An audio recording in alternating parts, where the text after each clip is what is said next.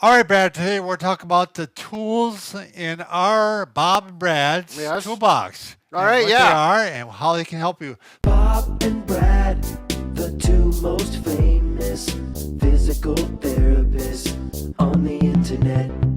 So when we say tools, we're referring to exercises, Mm-hmm. stretches, positions, or maybe educational tips. Postures, body mechanics, those Right. types of things. And how do you know if the tool is working?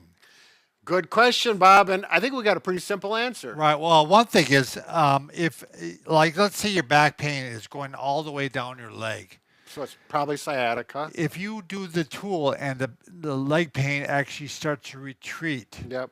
it actually starts to feel it more up in the thigh or more in the back, that's a good sign. Right. That means it's working. Right. So don't get this tool thing confused. A tool means an exercise, a posture change.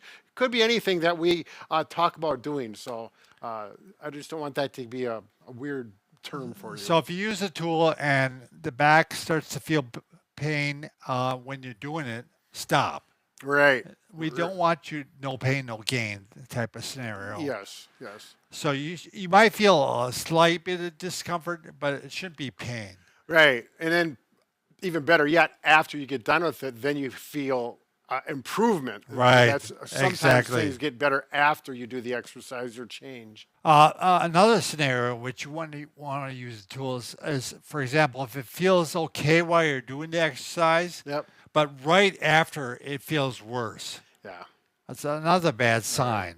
So And sometimes even hours after, if you say, "Boy, I don't know why my back hurts that night," and it's because you did a new tool, something you haven't done before, it may be from there. So you have to be that gets aware a little of more that. tricky because sometimes you did something in the meantime Yeah, that made it worse. you're exactly So, right, Bob.